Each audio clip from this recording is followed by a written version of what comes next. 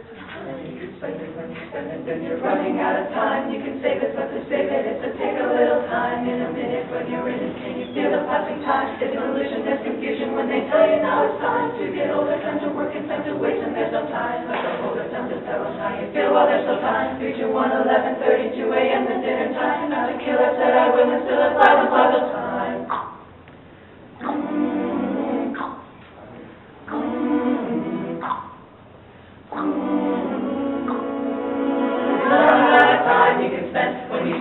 You're running out of time, you can save, but to save it, take some time. In a minute, you're in it. Feel passing time, it's illusion, it's confusion. They tell you now it's time to get older, to work, time to waste. There's no time left to hold, time to tell them. Well, there's no time, 3 to 11, 2 a.m. dinner time. Have to kill, said I will still apply those time.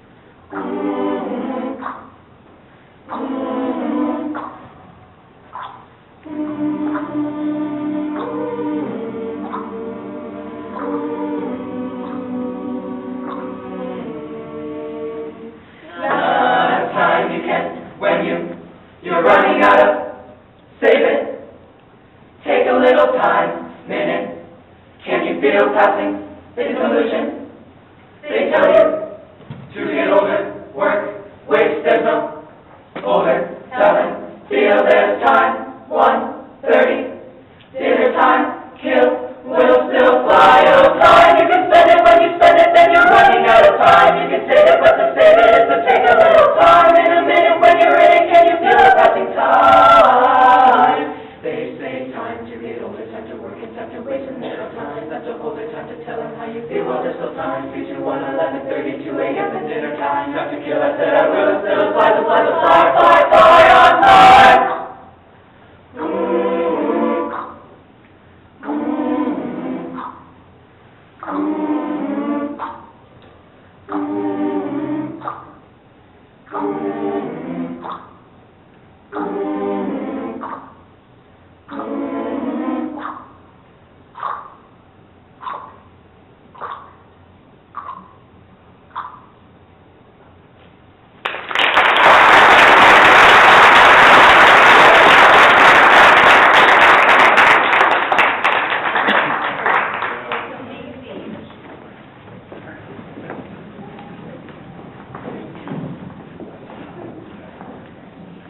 Thank you so much for that beautiful performance. Next up, we're going to be swearing in our new board members. We have 3 of them this evening. This is Dr. Stephen King. You have a motion.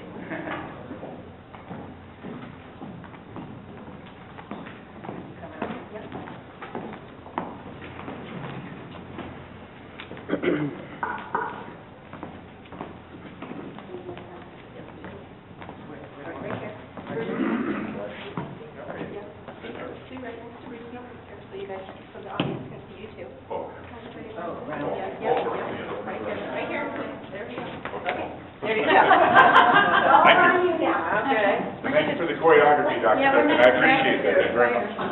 So this is one of the honors of my life. This is the very first swearing-in that I've ever done for any board members. So it's the very first one, and hopefully we many more, so I appreciate it. But if you raise your right hand, I'm going to follow the script because I want to make sure I get this right. Okay. This is the state of Arizona. This is Yavapai County. I state your name. I, Bruce Sprague, Do solemnly swear or affirm do solemnly swear or affirm that I will support the Constitution of the United States I will support the Constitution of the United States and the Constitution and laws of the state of Arizona, and the Constitution and laws of the state of Arizona, and that I will bear true faith and allegiance and bear true faith and allegiance to the same and defend them against all enemies, to the same and defend against all enemies, both foreign and domestic, foreign and domestic, and that I will faithfully and impartially discharge the duties and that I will faithfully and impartially discharge the duties of the office of governing board member of the office of governing board member according to the best of my abilities. best of my best of ability. my ability. So help me God. So help me God. Congratulations. Thank you. I appreciate you very much.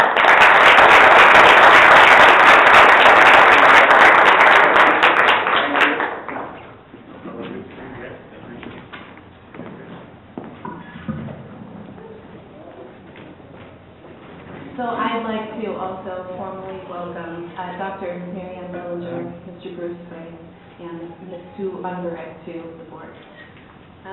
Next up, we're going to call roll. Ms. Tomlin, would you mind doing that, please? Good evening, Board. Ms. Wolcott, Here. Board Member Mazon, Here. Board Member Umbrick, here. Board Member Sprague, Here. Board Member Dillinger. Here. We have a quorum. Congratulations to our new board members, and have a great meeting. Thank you. Okay. The next item is the agenda review and acceptance. Dr. Griffin, do you have any changes to the agenda? There are no changes to the agenda. Board members will need a motion on the agenda. I move to accept the agenda as presented. Second. A motion by Ms. Mazon and a second by Ms. Umbrick. All in favor? Aye. Yes. Motion carries. I guess I should ask any opposed. Everyone bear with me, this is my first time running a meeting too, so it'll be a learning experience. I appreciate the grace. Any opposed to that? To the acceptance of the agenda? Okay, then motion carries. Thank you. Current events, moving on to current events. Board members, do you have anything you'd like to report? We were invited by the wonderful staff, faculty. Your mic. Oh, sorry. I have a teacher voice, but okay. Is that better? Yeah. Okay. So we had the pleasure of visiting Bradshaw Mountain High School last week, first day back, so major kudos to that administration and those teachers who actually wanted visitors on their campus the first day back. For me, the highlight was especially meeting the students. We were able to meet a lot of the students and the student body, visit some of the wonderful classes that are going on. And I have to say that as a former high school teacher, I felt a little bit like I was in Las Vegas, because I stood in that passageway and watched 1,600 kids go into class in a matter of minutes. They were all there, and then they just disappeared. So that was, I'm not going to say that was a highlight, but it was pretty amazing, so thank you. Thank you, Dr. Dillon. Did it come on? Yep. Yes, I really enjoyed when we were invited over to the high school the last Monday, I guess it was, and I'm familiar with a lot of the teachers and personnel because I've substituted there for many times, but I've always was really impressed with how the school is being run and all the wonderful programs. Their new CTE program was very impressive to me, and I just think they're doing a great job over there, so thank you. That's all I have. Thank you, Mr. Sprague. Yes, it was terrific. Thank you, Ms. Umbrick. All right. Dr. Griffin, do you have anything to report? Absolutely. So December and January has been a whirlwind. I'm getting some feedback. It's better if I go back. Okay. The beginning of December, we went to ASBA with our 3 new board members. Thank you for spending the day with me, and our admin assistant, Danny Tomerlin. We learned about open meeting law, we learned about school finance, and also we learned about goal setting. So that was a fun day for me. I hope you enjoyed it as well. Yesterday, the mayor and new town council members came and toured Bradshaw Mountain High School, and our student council gave them a tour around it. It was, I'm just really proud of our student council and the way that they host people all the time. It's very, it's heartwarming, so thank you. Next week, we have Dr. Dan, which is part of our Project Momentum. And I think it's our 3rd training for teachers, and that will be on Tuesday and Thursday. And I am also starting community conversations again. And next week on the 22nd at Quailwood Clubhouse at 5:30, I'll be there to have some discussions about initiatives and goals for the district, and then we'll do it again at Lake Valley on February 5th, again at 5:30. So, thank you. Thank you, Dr. Griffin. Moving on to item number 4, board organizational items. Pursuant to Arizona Revised Statute 15-321 and Board Policy DDA, require the board to hold an organizational meeting between January 1st and January 30th of each year. The purpose of this meeting is to elect the officers, the scheduling of meetings, and the establishment of official posting place for the board notices and agendas. The officers of the board and their duties are outlined in Board Policy BCA and shall consist of a president with a term of 1 or 2 years established by the board at the time of election. With that, I'll need a nomination from the board for the office of president for the board for 1 or 2 year term. I move to nominate Mrs. Brianne Wolcott for the president, for the office of the president for 1 year. I second. I think, did Ms. Umber go in first? It was. I think you're Dr. Dellinger. Okay, motion by Ms. Mazzone and a second by Dr. Dellinger. All in favor? Aye. Aye. Aye. Any opposed? Motion carries. Thank you so much. I'm honored by that, you guys. Thank you.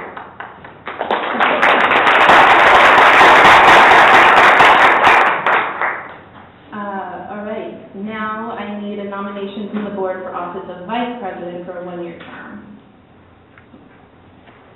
I nominate Dr. Dellinger. I move to nominate Mrs. Maison for this. I think we have to vote on the. Oh, we have to vote on that, sorry. Yeah, so do I have a second on the nomination Oh, okay. of Dr. Dellinger? I move to nominate. Okay, so I think that does not carry. Correct, there's That no motion second, fails. so now you can have a second motion. Okay. I would like to make a motion on this. I move to elect Leon Malone for vice president of the board for a 1 year term. Do I have a second? Second. A motion by myself, Mrs. Wolcott, second by Mr. Sprague. All in favor? Aye. Aye. Any opposed? And the motion carries. Congratulations. Thank you.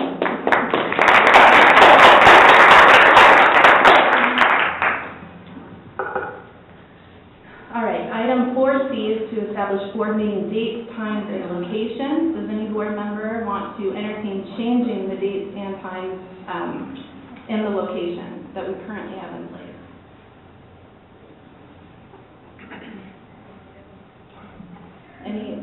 Does anybody have any preferences? 5:30 good here. And I think we had spoken second Thursday.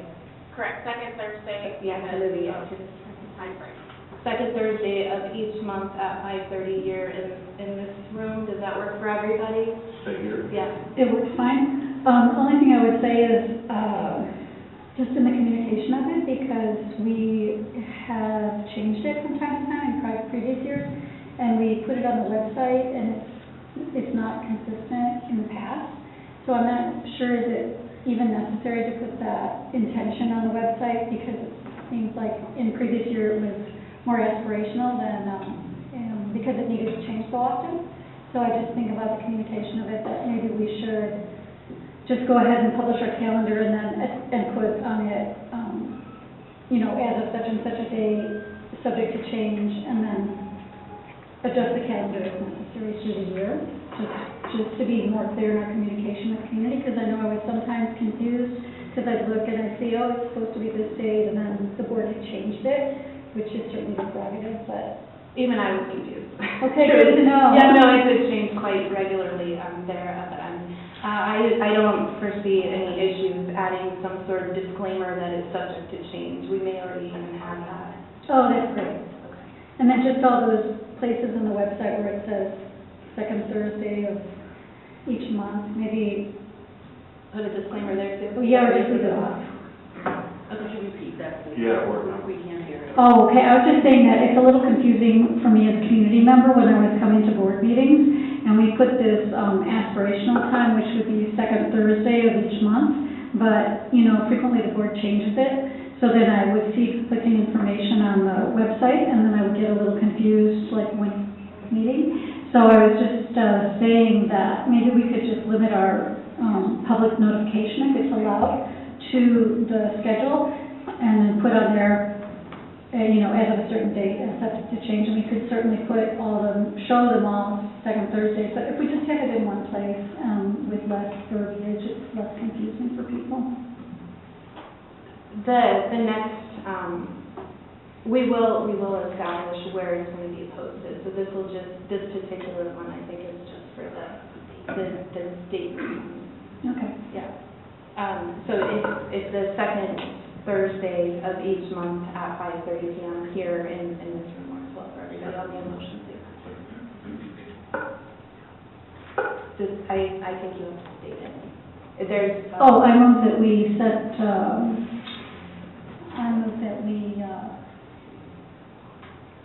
approve the regular board meetings. I didn't know that, sorry.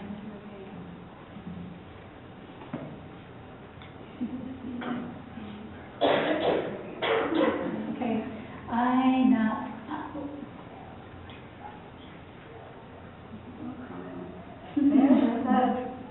What are we calling, I can make the motion, what are we calling this room? Just the Bradshaw Mountain High School Auditorium, or District Office Auditorium? Okay, I move to approve the regular governing board meetings to be held on the second Thursday of each month at 5:30 PM at the District Office Auditorium. Go ahead. Okay, so, motion by myself, Mrs. Wolcott, second by Mr. Sprague, all in favor? Aye. Aye. Any opposed?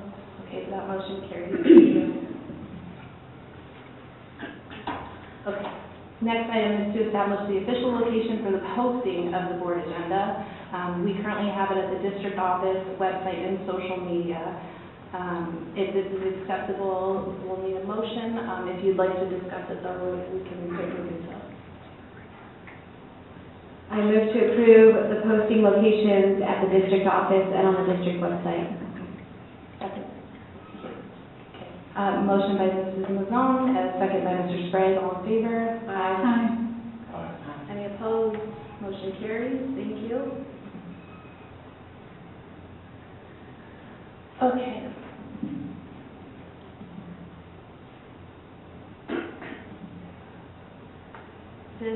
Is this in the right spot here? 4E? Okay. Next up, we have item 4E. This item is referencing two options for expulsion hearings. Option A is the board to hear all expulsion hearings, and option B is to allow a hearing officer to hold the expulsion hearings, with final approval being given by the board. The way we currently do it is option A, just heads up on that, and I'll need a motion on that one, or discussion if you don't. No. Typically, what Humboldt Unified School District has done. I'm sorry, B. Thank you. Yes, I'm very sorry, Dr. Griffin. We do the hearing officer, option. The board does not conduct those hearings. I misspoke on that. It's B is what we do. But, I think it moves us to explain that there are two options and what they are Yeah. before we say we just accept option B. Yeah, Dr. Griffin, would you mind giving that, please? So the board has the right to be able to do student discipline hearings, and so if there's a long-term suspension or an expulsion in policy, you can go through that. The state of Arizona designates hearing officers. There's a list of hearing officers to choose from who go through trainings and how to conduct these student hearings to make sure students are assured their due process and that all of the legal, I have no idea why there's so much feedback there, I'm sorry. Thank you, there we go. All of the legal ease, if you will, of what it is that we need to follow is followed. And that's why typically boards do choose to go with a hearing officer. While the board will still hear an executive session in the expulsion, the hearing officer does all of the process with the family and the student and the administration. Thank you. If I might add one thing, the list of hearing officers is something that we also review and approve, so they are vetted by the board also. Any other questions? Okay, I'll need a motion on that, please. This is the public. I move to approve option B to use a hearing officer for the student expulsion hearing.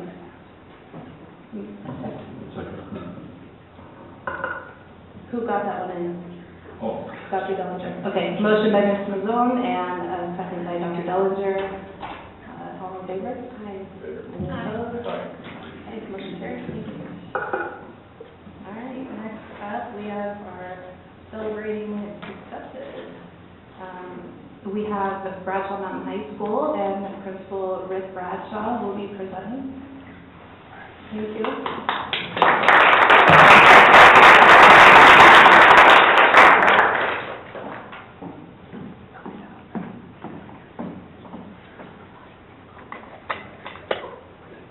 All right.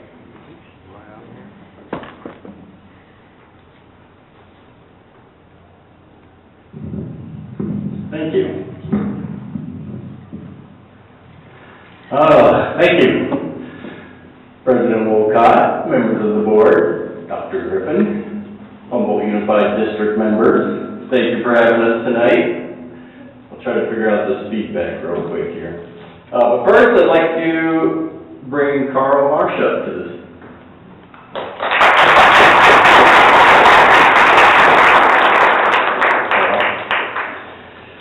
Bradshaw Mountain High School.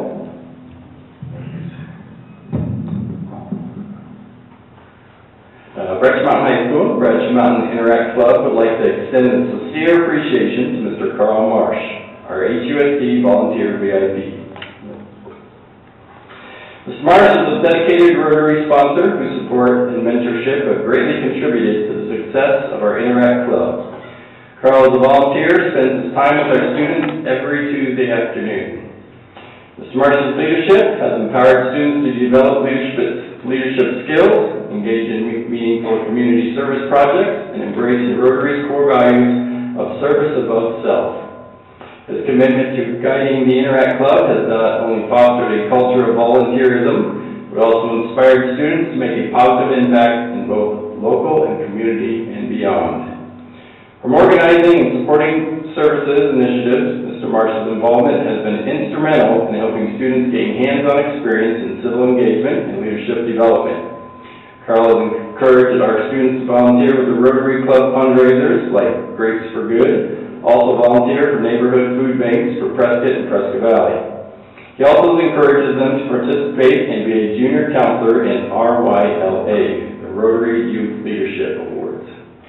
We are grateful for Mr. Marsh's passion, dedication, and partnership with Bradshaw Mountain High School Interact Club. His support exemplifies the powerful impact of community collaboration on student growth and achievement. Please join us in recognizing and thanking Mr. Marsh for his exceptional contributions to Bradshaw Mountain High School Interact Club.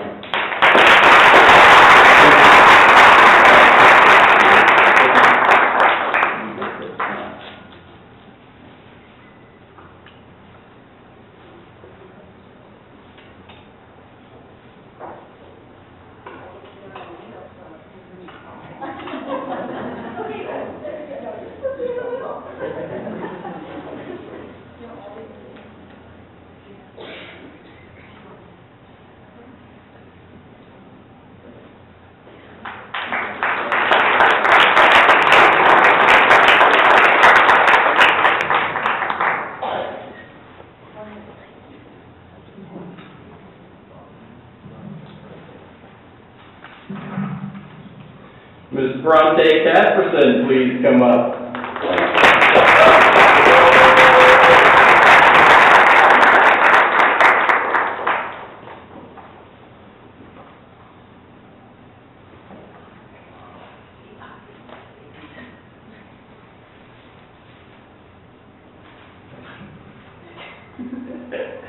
I want to take a moment to express my sincere appreciation for Bronte Casperson, who has been a dedicated and invaluable member of Bradford Mountain High School. Bronte has worked in our district for 17 years, with the last 7 years serving as our registrar at Bradford Mountain High School. Her contributions to our school and the entire district deserves recognition, and we are proud to have her as our HUSD classified VIP. Bronte consistently goes above and beyond in her role. She always is willing to assist with any duty needed, no matter how big or small, whether it's answering questions, assisting with administrative tasks, or offering a helping hand wherever necessary. She is someone we can always count on. She approaches every task with a positive attitude, and it's clear that she is passionate about supporting the success of our students and staff. What sets Bronte apart is not just her willingness to help, but also her professionalism. Even when faced with challenges, she maintains a friendly, approachable demeanor, always greeting others with a smile. If she does not immediately know the answer to a question, Bronte is diligent in finding the information and ensuring she gets back to you in a timely manner. Her proactive and solution-oriented attitude has made her an indispensable resource for our school. Additionally, Bronte has been immense help in gathering the necessary data for our letter grade. Her attention to detail and commitment to accuracy has contributed greatly to our school's success in this area. We are fortunate to have someone Bronte's caliber in our district. Her dedication, work ethic, and positive attitude are truly appreciated by all of us at Bradshaw Mountain High School.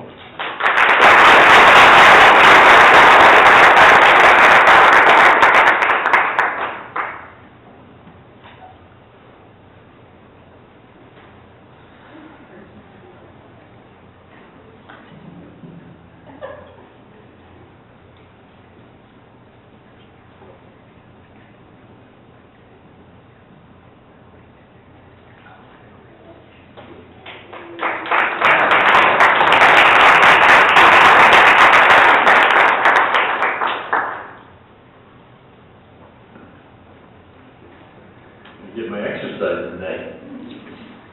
All right, Ms. Stacy Boer, please come up.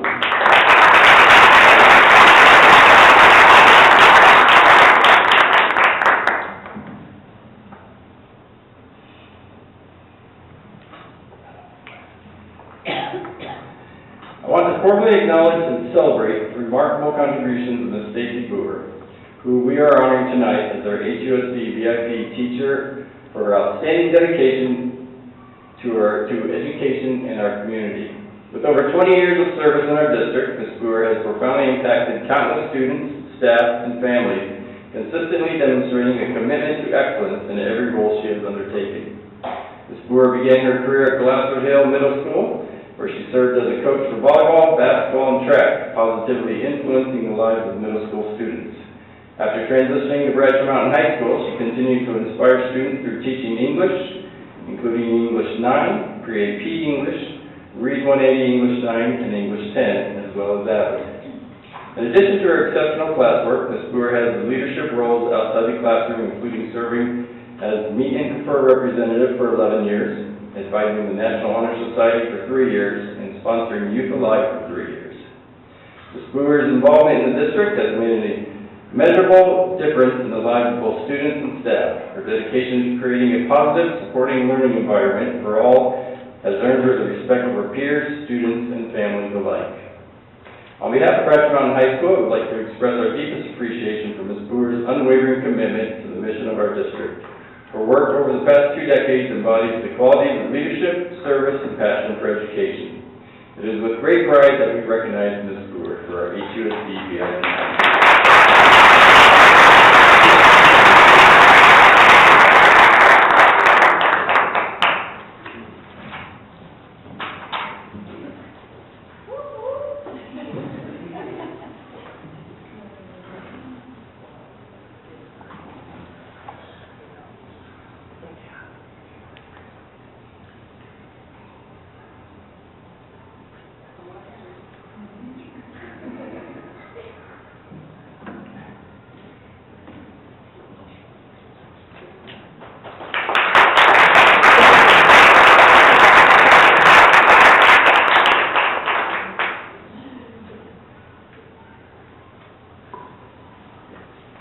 Thank you, Mr. Bradshaw.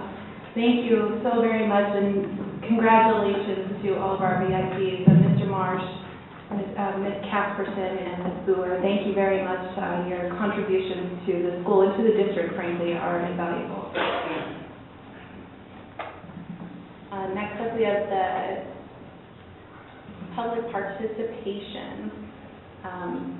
Public participation is reserved for members of the public who have submitted a completed public participation form. Total length of time shall not exceed 30 minutes.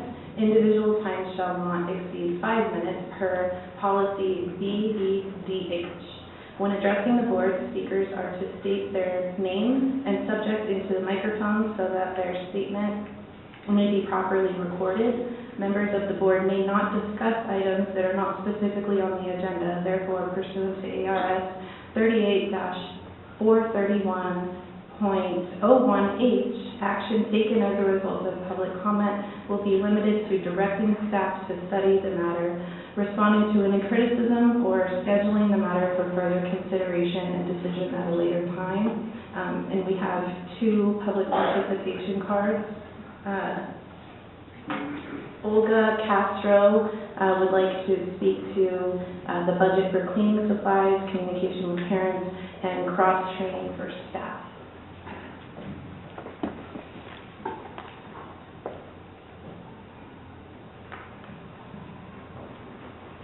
Good evening, members of the board. I'm Olga Castro, and I thank you for the opportunity of speaking today. I'd like to address 3 important concerns that I believe are vital for a smooth operation of our schools. I'd like to touch on the issue of the school's budget. I believe we need to find a more reliable way to ensure teachers have the cleaning supplies they need. Right now, it seems teachers are struggling to obtain necessary supplies, and it would be helpful if we could explore solutions that ensure these needs are consistently met without adding strain on our teachers. I have also noticed a gap in communication between the school staff and parents. Effective communication is key to students' success, and I think we should work on improving the way we keep parents informed and engaged, whether through regular updates, meetings, or information sent home will help everyone feel more connected and informed. Lastly, I want to propose that we implement cross-training for staff in the event that a staff member needs to leave for an emergency or vacation. It's important that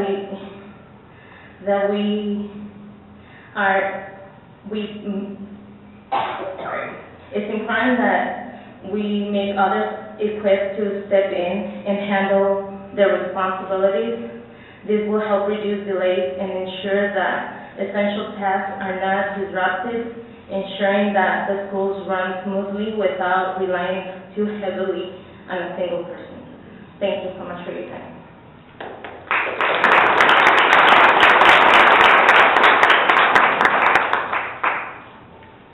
Thank you for taking the time to address the board, Ms. Castro. I genuinely do appreciate it. Thank you.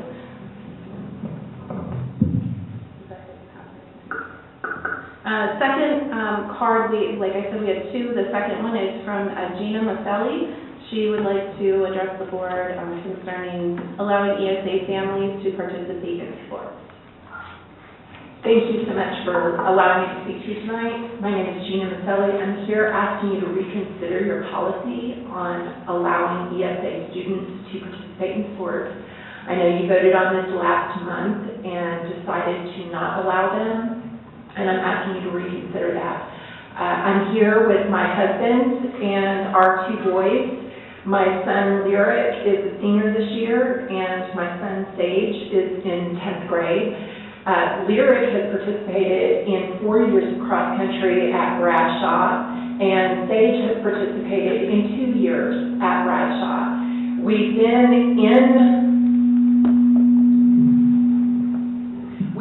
in Arizona for 6 years, and for 4 years, we were just a traditional homeschool family.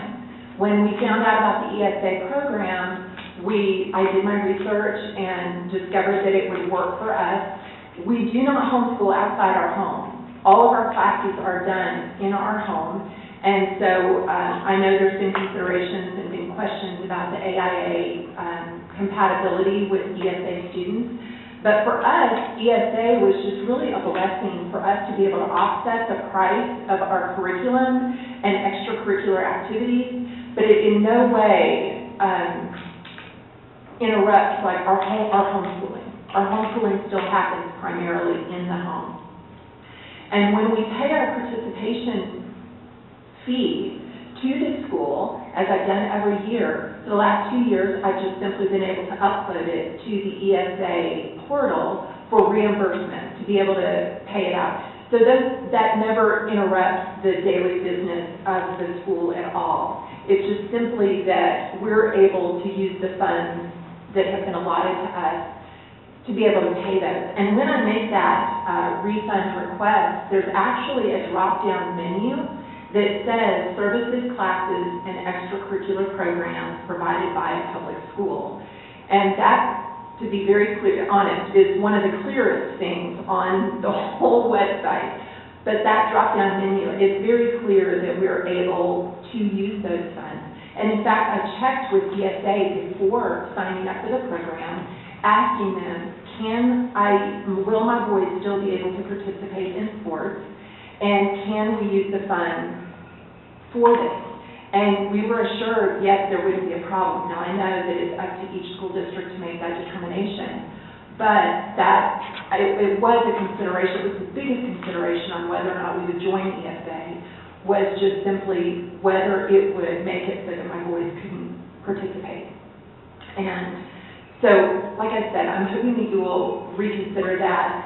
We know that we are in your house and that we are visitors when we participate in something like this. This is not something that our family takes for granted, any traditional homeschool family takes for granted, or ESA family takes for granted. We know that we are visitors, and we try to be good visitors.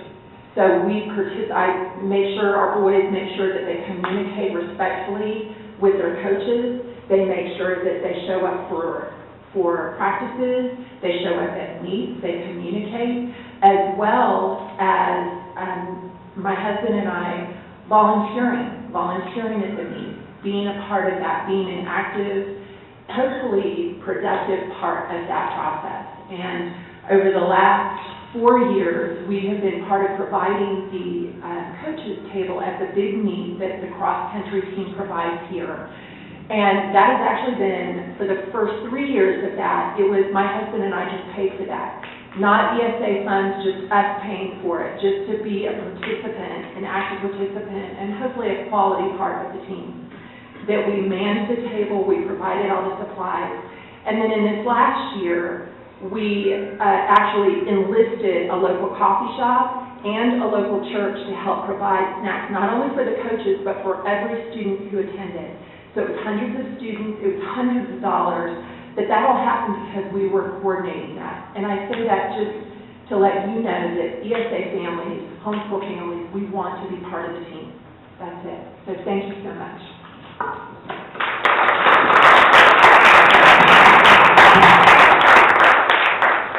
Thank you, Ms. Pacelli. I appreciate your time. All right. Next up is consent items. Before we do that, though, we have gifts and donations. So I would like to find out if one of the new board members would like to read the gifts and donations this time. There are quite a few. I'm not kidding. I mean, I'll read it, but I don't have an activity. Sure. Oh, I'm sorry. Sure, thanks. Yeah. Okay, so these are the donations that we have received from Full Throttle Restoration, donated repainting the bell tower and chimney for Humble Elementary with a value of $1,600. Noah Medrano donated a refrigerator for the break room to Mountain View Elementary School with an approximate value of $200. The Yavapai Gaming Agency donated 31 holiday gift bags for students with toys, games, hats, gloves, socks with an approximate value of $1,860. Prescott Valley Ace Hardware donated to Pronghorn Ridge Middle School miscellaneous hand tools with an approximate value of $2,558. High Desert Buildings and Barns donated labor and materials to renovate the locker room at the CCR building for the football team, approximate value $22,500. Prescott Valley Home Depot donated materials for the Humboldt holiday lights, including boards, lights, extension cords, etc., with an approximate value of $500. Anonymous made a cash donation for the Bradshaw Mountain High School Student Council lights in the amount of $500. High Desert Buildings and Barns also made a monetary donation for the Bradshaw Mountain High School Student Council in the amount of $300. Another anonymous donation of $30 for the Bradshaw Mountain Student Council for the Humboldt holiday lights. The Yavapai County School Superintendent made a monetary donation of $15 to the Bradshaw Mountain High School Student Council. Mr. Noah Medrano donated one large bag of clothing with an approximate value of $100 to the Family Resource Center. Paula Stewart donated 5 violin cases, 5 violin bows, with an approximate value of $187. Prescott Valley Ace Hardware made a cash donation for the Trailblazer Teacher Recognition Program in the amount of $200. An anonymous donation of $350 was made to the Food and Nutrition District Angel Fund. Lance Kyron donated a small cello and violin with an approximate value of $300. Thank you, Ms. Humber. Thank you so much to all of our donors.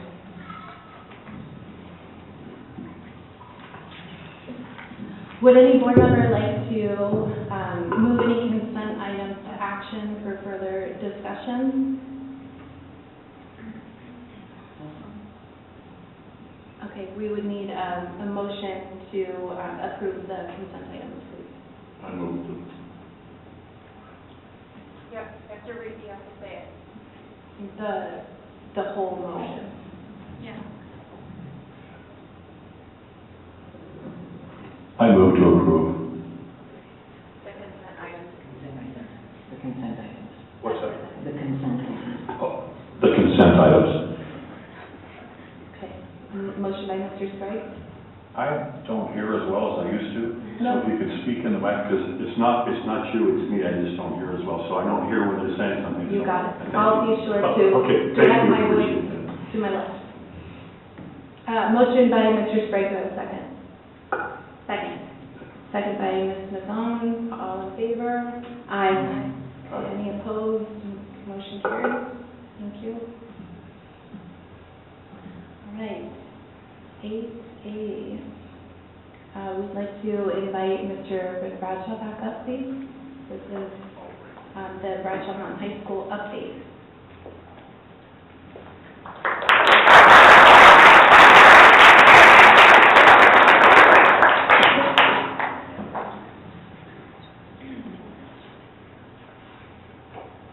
All right, thank you. To get used to this microphone. So, President Walcott, members of the board, Dr. Griffin, Humboldt Unified District members, thank you for having us up. We are very proud of Bradshaw Mountain High School. It's been an exciting year so far. Our kids are doing great, and we're very proud of them. Let me get to our first slide here. All right. There's always something at Bradshaw Mountain High School going on. Right now, tonight even, we have soccer and girls basketball. So I'm missing a basketball game, and I get a night off, sort of. So our kids are super active. Our students and staff are always busy, and that's the way we like it. Celebrations. Our students are excelling in 17 AP classes. We also offer 16 dual enrollment classes, CTED classes, and arts programs. Over 300 AP exams were taken last year. Mu Alpha Theta and NHS provided peer tutoring twice a week to students who needed help in math. We also have tutoring on Wednesdays for all subjects with other peer tutors. Our student council is engaging with the community by working with our town leadership. Our performing arts compete at a high level. We have students auditioning for regional choir, band, and orchestra festival. We just found out that one of our freshman students made it to the All-State Jazz Band, playing the trumpet. So we're very proud of her. We also, it's new this year, we also have 4 students who made All-State Guitar. The class of 2024 earned over $6.3 million in scholarships, and that is a lot of money. We're very proud of those kids. They're going to college, and they make us proud by earning all this money for themselves, of course. But last year, we had a Flynn Scholarship finalist. This is a very prestigious scholarship in the state of Arizona, and we have had at least one finalist every year for the past 3 years. Numbers of seniors who have had a 4.0 all through their high school career increased by 8%, and half of our students have a 3.0 GPA or higher. The number of students taking advantage of our early college program almost doubled this year. We have 43, we had 24 last year, so we have 43 this year going to the early college program with partnership with the Yavapai College. We also were featured on the CW3 channel out of Phoenix in one of our Friday night football games, and our students were featured during the CW3 morning show, so our pep assembly was on TV, so it was very exciting. Brad Perry from CW3 came up just to greet our kids, and we had a lot of fun with that. All right. We are expanding opportunities for our students. Make sure I'm on my right notes. I just want to celebrate kind of that upper right-hand corner picture. We're trying new things at our school, right? Student council want to have a blackout. It's our first assembly in the dark with black lights showing that make the kids' clothes glow, so they all wore white, and the black lights made them glow. Despite some reservations about potential behaviors with the blackout, but our students did great, and it was one of our best assemblies. The kids loved it, and we will definitely be doing it again.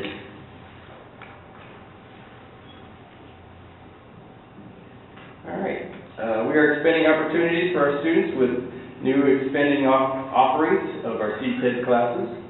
We also had new girls sports this year. We joined the flag football league for AIA Sports. Our girls did pretty good. They only won 3 games, but they had a lot of close games that they lost, and they had a lot of fun. That means a lot for us. We just want our kids to really enjoy their experiences. Our girls wrestling isn't a new sport, but this year they're competing in their own meets. So they have offered girl wrestling meets this year instead of the girls having to wrestle boys or vice versa. So our girls, I think we have 8 wrestlers for girls, so that program is growing as well. Okay, as you see, our athletes are competing at high levels. Our fall sports were in competition for state, and we had several athletes named first and second team of all regions for our school. We also had a football player, Mr. Kylan Jackson, nominated for the Ed Doherty Award for Arizona High School football. He gets to go to a big banquet with all the other nominees. This is the only second time in our school history that one of our players has been nominated for this football award. One of our cross-country runners came in 29th out of 160 runners, and he is only a freshman, so we're very excited to see him get better and grow. He probably will be a state contender by his senior year. Our clubs are active in serving both our school community and the community at large. Between Interact, Link, and Student Council and NHS, our students are helping others through national programs like Feed My Starving Children, holding food drives, mentoring and tutoring their peers, and have some fun all together doing it. They really enjoy helping their peers. At first they were very nervous. They didn't really want to, they're kind of like, I don't know how to help my peer, but now the kids getting tutored really appreciate our leadership, those kids' leadership and guiding them through, and they come back, hey, I gotta be on that test, you know, so it's been a prideful thing with both sides.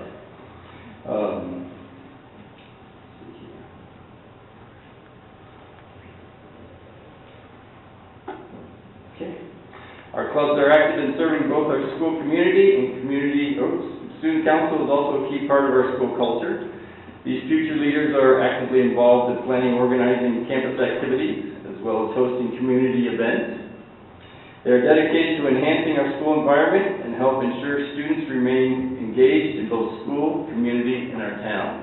And we really appreciate our student council because they are here tonight. Thank you, student council.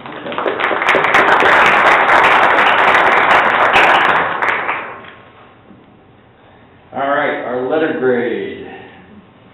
So this is the pie chart that the state gives us, and I'll explain each piece here in a minute. But that's kind of the overview that the state uses, percentages that they look at. To get an A, you have to be 82 points. Last year we were at 74.78. Here it is. Okay. Proficiency. The proficiency is your ACT scores. Our average scores are 18.5. Growth. The state has changed their calculations this year, so it'll be from your ACT Aspire test for freshmen who take that, and then after they take the ACT, that's the growth points that we will be able to see. EL proficiency and growth. Those are our English language learners, and they take the Azella testing, and they take that every year, and then that also shows the growth. So we did get a 10 out of 10 points out of those. Our 4, 5, 6 year graduation rate, we also got a 10 points. Our 4-year graduation rate improvement, we got a 0. Now, that is students who leave our school and go to another school, like if they move to Phoenix or if they move to out of state. We have to code those kids, and I'm going to talk about that in just a second. College and career readiness, we got a 15.5. That is all our CTEC kids, so if they get a certificate in welding or whatever path career they choose, those certificates, we get points for those. We get points for kids taking CTA classes and also taking the ASVAB. So we always do the ASVAB test every year. Getting back to that 0, we thank to Ms. Bronte Casperson and Cheryl at the district. Dr. Griffin and I were looking at that, and I was confused of why we got a 0. Because every year we need to get 5 points, right? So after those two ladies did a lot of digging, we found some errors in our coding with our Synergy system. So we've appealed to the state on that, and I don't see any reason why we won't get at least 5 points from that. Right now we're at a 77.03, and if we add 5 points to that, we will be at 82.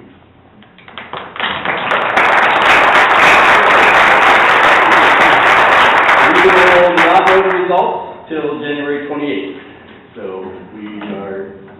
we're very hopeful. But again, I don't see any reason why we would not. This year, we had to get a little benchmarks to the high school, just to keep kids taking their benchmark test to see how they're doing, so we know, do they know it, do they not know it? We need to reteach it. It just guides our teachers and what they need to do to help ensure our students are learning. This is to track the monitoring student progress throughout the year, and we analyze the data and we make informed decisions about instructional adjustments and interventions as well. We will be taking the ACT practice test with grades 10th and 11th, and the ACT Aspire practice test for 9th grade at the end of January. We want our kids to practice taking those tests, because they are online, and part of that is being able to take a test on a computer, being to know the right buttons to push, and just those kind of stressful things that can throw a kid off. So we want them to practice, that way they're a little more prepared for that piece of the test. State testing is in April, and our 11th graders will be taking ACT Our 10th graders will be taking another practice test, and our 9th graders will be taking the ACT Aspire. We just want to ensure all students are prepared for taking these state tests. With the help from the district, we want targeted support for our EL students as well. So we've been really working, our EL teachers have been doing a great job working with our math teachers, our English teachers, trying to close those learning gaps. Through Project Momentum and TLC initiatives, our focus is to break down our critical standards to ensure alignment with the state expectations and our graduation requirements. Our teachers collaborate to enhance teaching practices and improve student outcomes. So every Wednesday, a lot of teams do it not only just Wednesday, but they'll meet on Tuesday afternoons or Thursday afternoons. So our teachers love to collaborate and just figure out best practices for instruction in the classroom. We're also working with Dr. Dan through our district PDs to increase our collective teacher capacity by integrating classroom instructional strategies. Our goal is to keep getting better.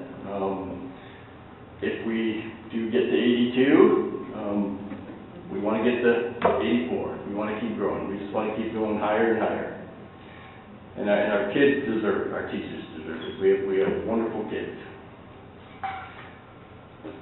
All right, community involvement. Oh my Lord, our kids are all over our town. Not only do they live here, they are a part of it. This is the Christmas parade.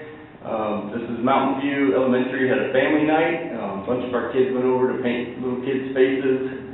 One of them is my daughter, so I have to put that picture in there. But, she's a pretty good little artist, as well as going to early college. So we love seeing our kids out there.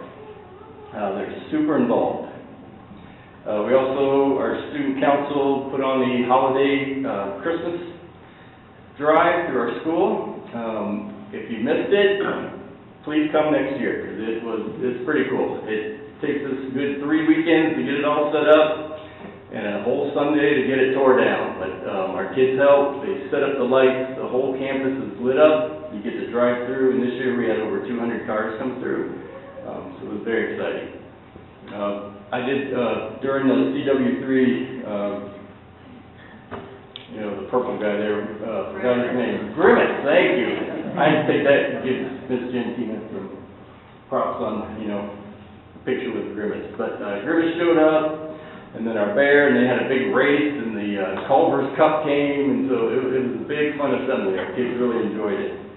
I can't remember who won. Did our bear win that one? I don't remember either. I think the bear won, so that was a fun race.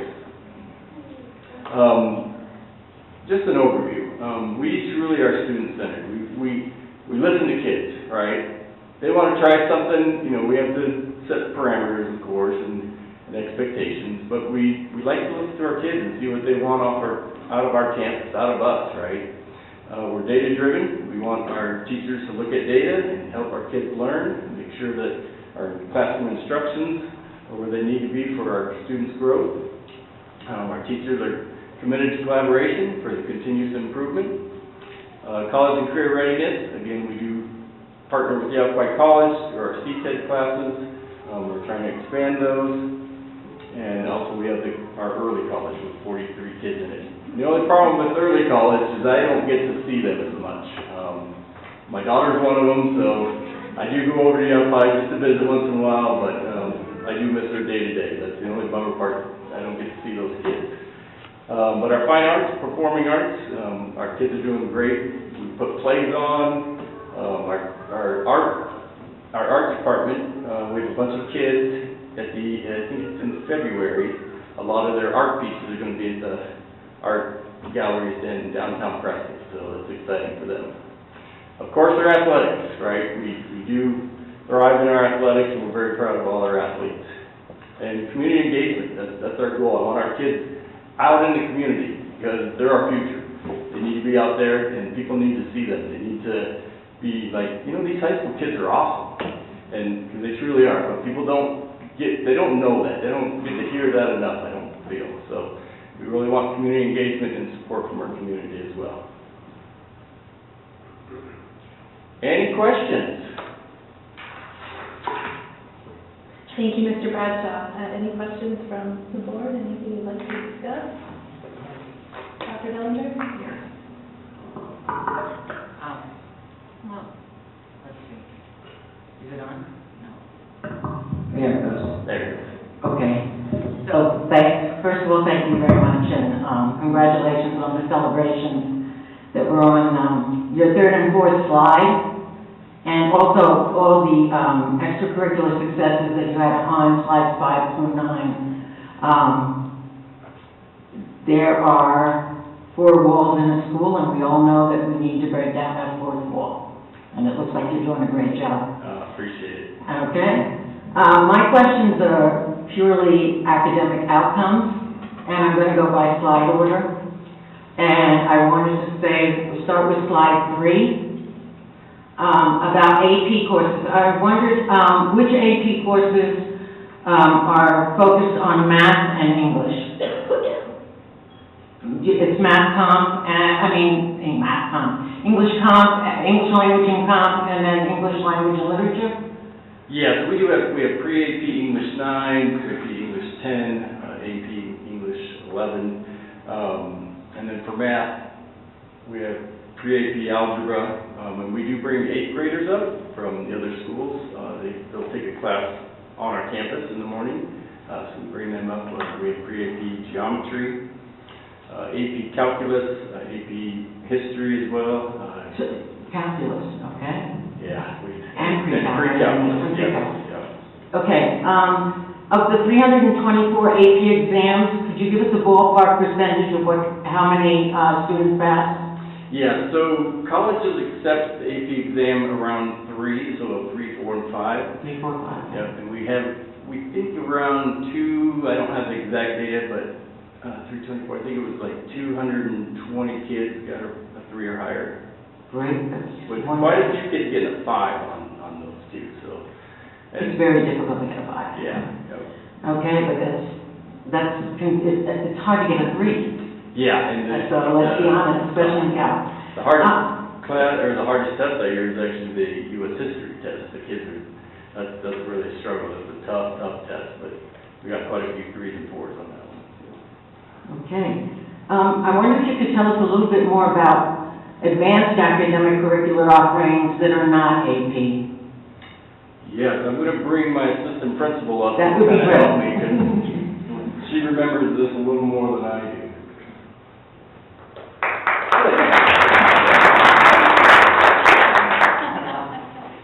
Could you repeat the question again?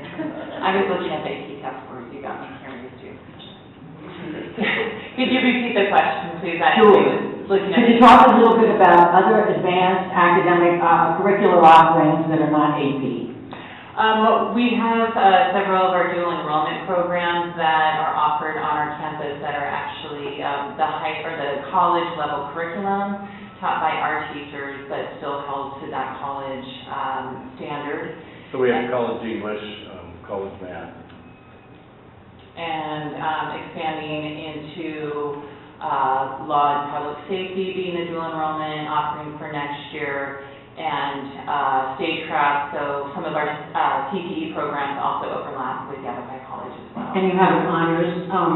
Yes, we have Okay. honors programs. Honors program. Thank you. Uh-huh. Thank you. On slide 12, I just wanted to express my appreciation to Dr. Medina and the ELL staff, because a perfect rating for English language learners is something to be very proud of.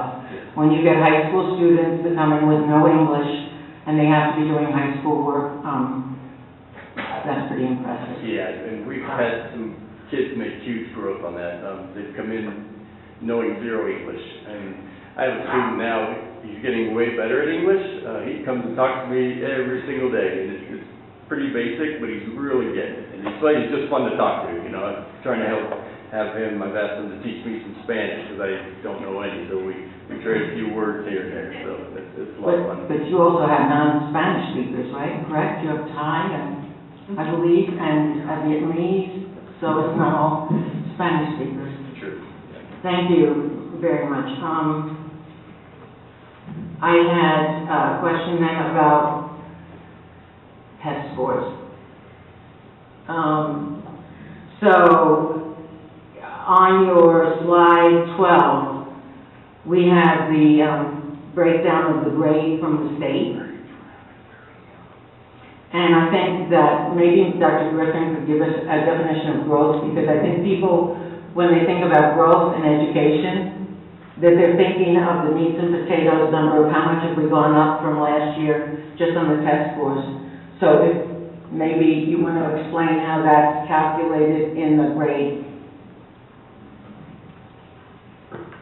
I'm trying to remember at the moment. So, Medina, I'm sorry, Student percentage. so you're talking about growth. GPA. So with the high school test, it's growth from the 9th grade ACT Aspire to the 11th grade ACT. So your question is, how is it calculated?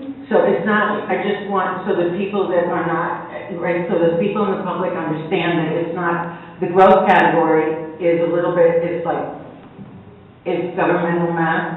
Yeah. Let's put it that way. It's not like we went up 4% in ELA, so that's what goes into that growth. It's a little bit more complicated than that. There's quite a So that- formula that is involved with that. My Right. state representative was up this week, and I'm trying to ask her how that growth calculation works. And she called down that it's just a huge, basically calculus problem, that they throw all this information in and calculate the growth of the students.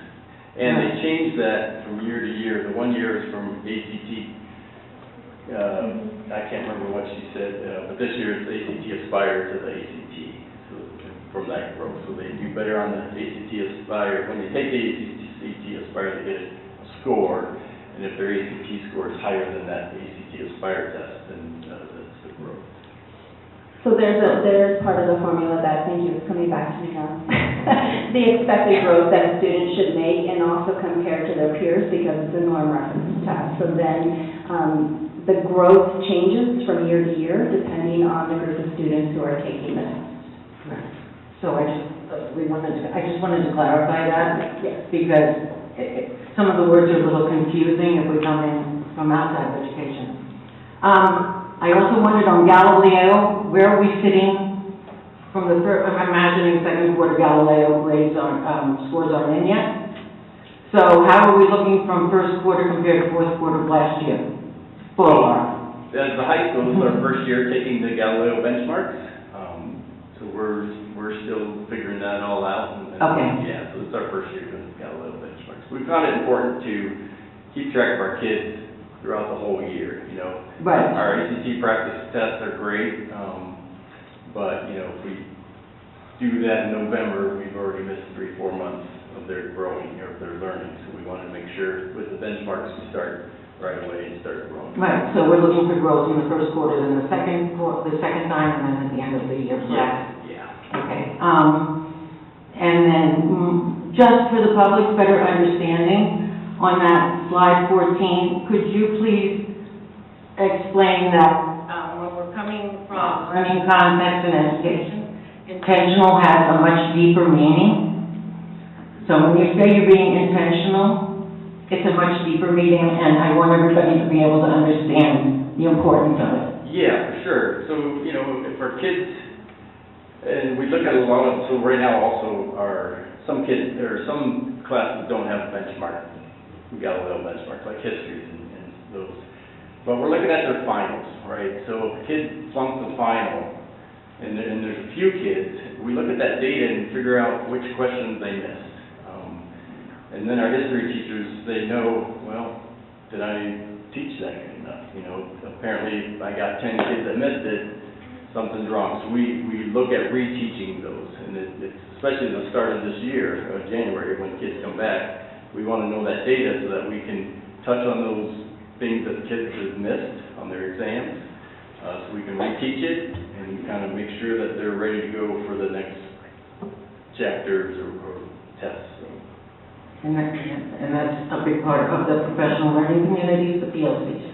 Yeah, and Dr. Dane comes and gives some really great instructional strategies. You know, he's got 100 of them, so maybe 200 of them. So picking them is a little tough, but Some of them are like a 3-2-1 bridge, where they try to bridge their learning with some new learning. And, you know, well, I know this piece, oh, well, that makes sense. That part goes to that part, you know, so it's just that instructional strategies for classroom, just a teacher's tool in their toolbox to help kids learn better. Thank you. Yes, you bet. Thank you. Thank you, Dr. Bellinger. Anybody else? That's me. It might be me too, I don't know. Very much. Now it's not me. Nobody else would like to say anything? Okay, I'd like to say a couple of things, Mr. Bradshaw. You mentioned that you want to get your kids, it's important for you to get the kids out in the community. I see the kids out in the community. They all have that school pride, they're wearing their Bear shirt, and they're all always incredibly polite and just have that school pride. So I appreciate that you're getting the kids out there. Another thing that's remarkable to me is the fact that you don't let the offerings, the course offerings, get stagnant. It's apparent just to me sitting here on the board, the new courses that keep coming to us for approval, you're keeping it new and you're improving and you're listening to the kids student-centric, as you mentioned. And then finally, I look forward to hearing good news. I have a good feeling on January 28th. I do too. You have a lot to be proud of, you and your whole team, so thank you for everything. No, thank you, and we really appreciate you. We appreciate the support, and it was great having you guys come to the school and see our kids. I wanted you to see them most of all. You know, the school's great, but our kids, the kids are what make the school. So thank you for coming. It was a lot of fun. So,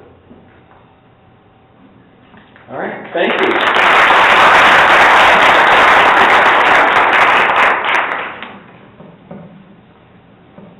All right, let me get my bearings here. Action items is up next. There is an MOU, which is a memorandum of understanding to review for Bradshaw Mountain Middle School, and presenting is Ms. Samantha Offerman. She is the principal at Bradshaw Mountain Middle School. Ms. Offerman. There she is, okay.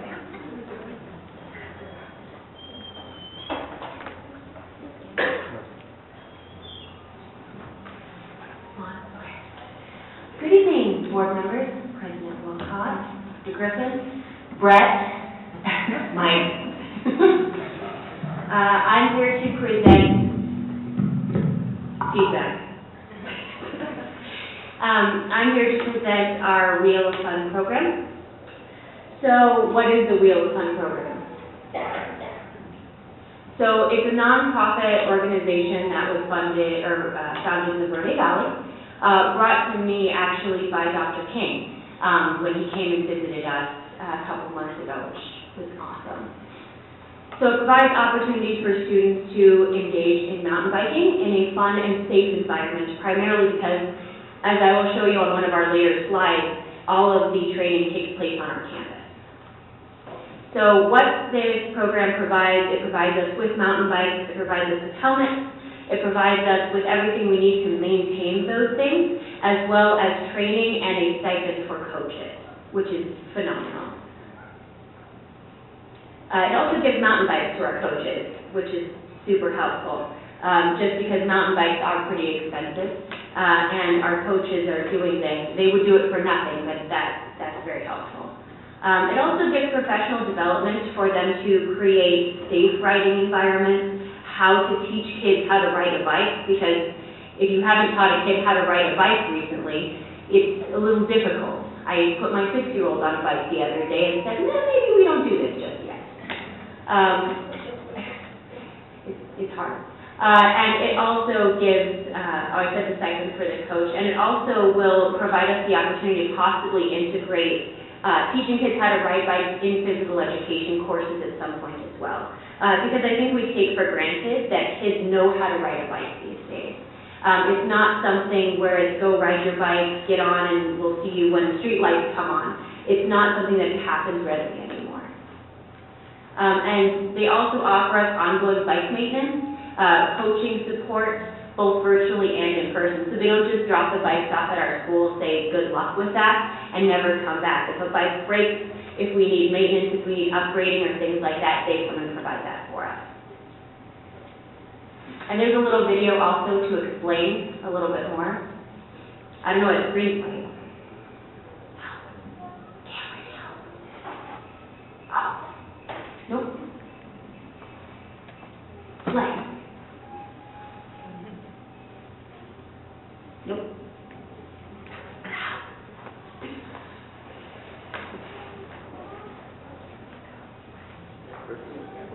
Oh.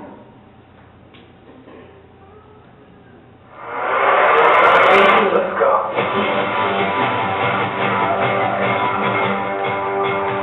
It's a great organization. Their whole mission is just to get kids on bikes, get them outdoors, get them healthy. Administrators, teachers, parents, students, anybody that has a vested interest in today's youth in Arizona, I suggest highly to take a look at wheelfund.org, take a look at their mission. This is a turnkey program. They will provide bikes, helmets, hydration packs, maintenance, training, curriculum to public schools across the state, and that's their mission. And so I would love for everyone to become a part of this Wheelfund family. Wheelfund has just really provided a place for me to hang out and be with my friends and do what we all love to do together. It's just a great way to get kids out and doing it, and Wheelfund will really help out with funding. They'll help train you, and if you really want, they can go as far as helping put a mountain bike skills park at your school if it works out. We received a donation of some bikes and helmets from them last year, and the kids back there, they're riding those bikes. There's no catch to be part of the Wheelfund family, which was a little odd for us to get our heads wrapped around at the beginning, but yeah, it's a free program. They're just interested in getting as many kids in public school in Arizona on bikes outside, gaining confidence. And so I would definitely suggest anybody to take a look at wheelfund.org.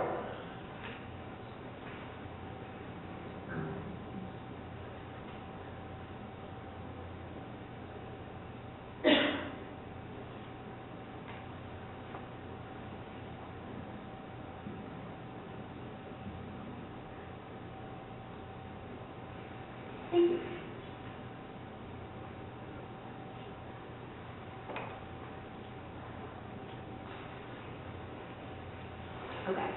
So this is a satellite view of Bradshaw Mountain Middle School. So what is so exceptional and different about our campus is the expansive acreage that we have. For those of you who've been to our campus, you know that we are large and in charge. The course that we actually have set up currently at our school is for cross-country. However, it is about a mile, 1.1 miles, I believe, asphalt, dirt, up, down, and it's perfect for a mountain bike trail. We also have a lot of areas around us, as you can see, that are just open land that aren't on the road. So a lot of our kiddos who live out in the Dewey-Humboldt area do not have sidewalks, do not have bike lanes, do not have those safe pieces where they can get on a bike and go and ride. So we are able, because of our acreage, to provide that for our students as well. It's one of our selling points on it too. So what will we receive from this program? We'll get 10 student mountain bikes. We'll also get 2 adult mountain bikes for our coaches. We'll get all of the safety equipment that is required, helmets, things like that. We'll get the hydration packs, which I also think is really cool. We'll get $500 per season, so there's 2 seasons within a school year. There is a fall season and a spring season, so it's $500 per season for the coach.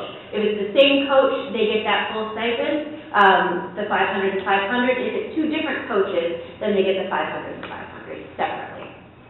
Online and physical resources for teaching bike safety and trail navigation, which is another skill that we can teach our kids. But if they do go out on their own when they are older, we're teaching them also how to navigate trails as well. Ongoing bike maintenance, which is huge, and replacement if needed. So if any of our kids throw a chain, if they mess up the spokes, if anything happens, they'll either replace the bike or they will come to us and fix it for us.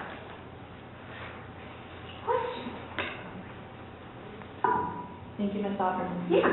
Any questions? Yes, Mr. Stewart. Is it on? It is on. Just want to congratulate you on a great presentation, and I think it's a wonderful program. Thank you. So, good luck with it. Thank you, we're excited. Yeah, I echo what Bruce said. And I actually love the idea of kids on bikes. And also, I want to recognize your work to bring in these extracurricular activities to keep the middle school students engaged, to provide them incentives to stay on track with their academics and their behaviors. And so my hats off to you for this work you've done with the bicycles as well as the not field hockey. Roller hockey. Roller hockey. Thank you. But, yeah, so great. And this looks like a terrific organization from what I could tell as well. And so, thank you. Thank you. Thank you, Ms. Sunburn. Anyone else? I have a question. So this would start at Bradshaw Mountain Middle School and open only to Bradshaw Mountain Middle School students for now. Is that? For now, yeah. So we had to apply in order to get this resource. So I had 2 meetings with one of the directors of this program, and we talked about, how much our kids are in need, the facilities that we have, the coaches that we have. They really want to see not only that it's a school program, but it's a community program as well. And our availability of parents to come in and help, other community members to come in and help. That doesn't mean it can't expand to other schools as well. However, because of the way we are situated at the campus, we're probably the prime location to pilot this program at this time. Absolutely. I'd like to see it expand. So last question, how did this come about? Did you seek this out? Did someone approach you?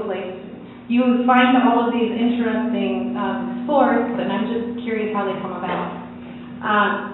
So this program in particular came about when Dr. King came to our campus, actually. And he just wanted to walk around, and he said, have you ever thought of this program? So it was actually his recommendation that caused me to pursue it. Roller hockey, which is one of the other programs that we do, is just hockey is a passion of mine. It's been one I've played hockey now for 22 years. My husband has played for 30-something years. He coaches here locally, and it's just something that we love and we wanted to share with the kiddos, and not something that, because of the cost, right, because of the cost of mountain bikes, for example, because of the cost of hockey equipment, most kiddos cannot afford it. Most families cannot afford it. So it's something that they want to do, and money shouldn't be the reason that they're held back from an enriching experience, in my opinion. So we're very fortunate to have been given approval by the board to bring these to kids. Absolutely. All right. I'll need a motion. I move to approve the new MOU between Wheel Fund and Humboldt Unified School District as presented. I'll second. Motion by Dr. Dellinger, second by Ms. Mazzone. All in favor? Aye. Any opposed? Motion carried. Thank you. Thank you so much. I can't wait to see how it goes. Thank you.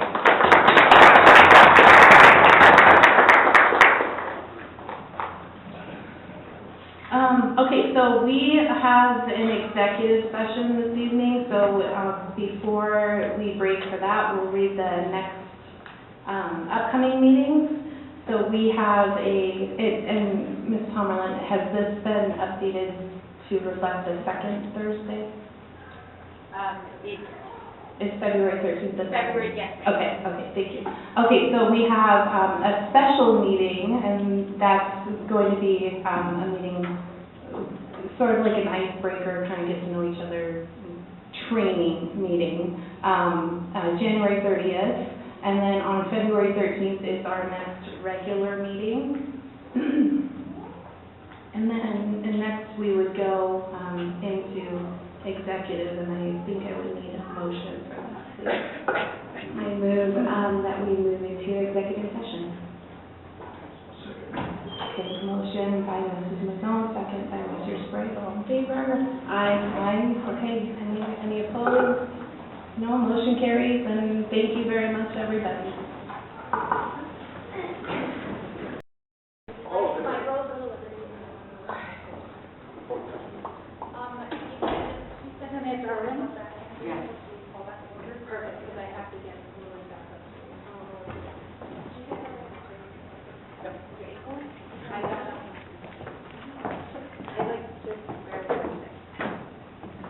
the mics are muted, those who want to speak.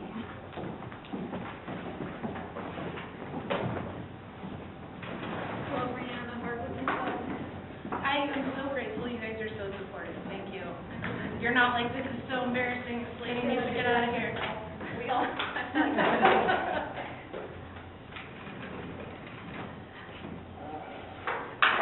Okay, I'm ready when you are.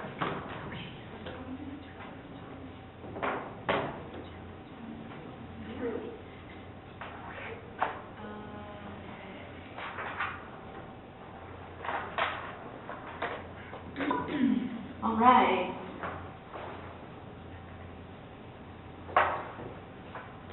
Thank goodness it's been We're back from our executive session and back in open session. I need a motion to adjourn the meeting. I move we adjourn the meeting. Second. Seconded. Motion by Mrs. Mazzone and a second by Mrs. Unverricht.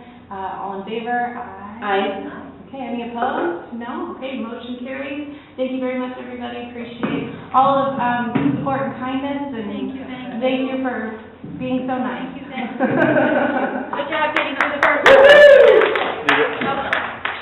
Did it?